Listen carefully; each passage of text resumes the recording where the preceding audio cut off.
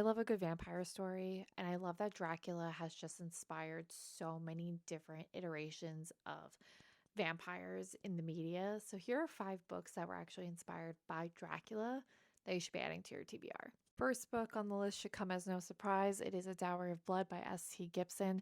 This book is told from the perspective of one of Dracula's wives as letters she's writing to him.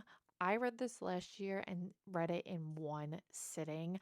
I absolutely loved this book, and it kind of shows Dracula not as this like gothic romantic character, but the villain that he truly is. If you haven't read it already, you really should. It's so good. Next on the list is the first Stephen King book that I ever read, which is Salem's Lot. I love this book, and it really had jumpstart my obsession with Stephen King books. This is a story about Ben Mears, who returns to his small town of Jerusalem's Lot, aka Salem's Lot, and he starts to realize that there's some dark forces infiltrating the town, which is a vampire and his like assistant. I love this book. I think this was so good. I actually read this around the time when I was obsessed with like True Blood when that show came out on HBO. So this kind of just satisfied that need for more vampire books at the time. The Historian by Elizabeth Kosova is a direct reimagining of Dracula. It's a literary epic with a historical mystery that spans over centuries. It's part travelogue, and it also is part gothic thriller.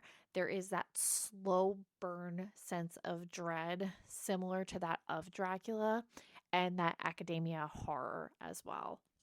Fledgling by Octavia E. Butler is a science fiction take on vampirism.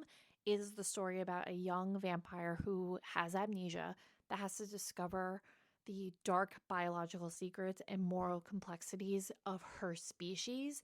I love science fiction horror, so if you do enjoy that vibe and also it's Octavia E. Butler, I think you would really like this book.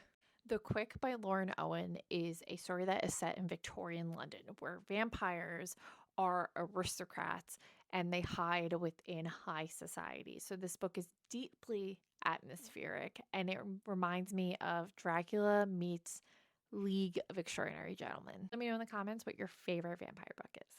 Okay, thanks, bye.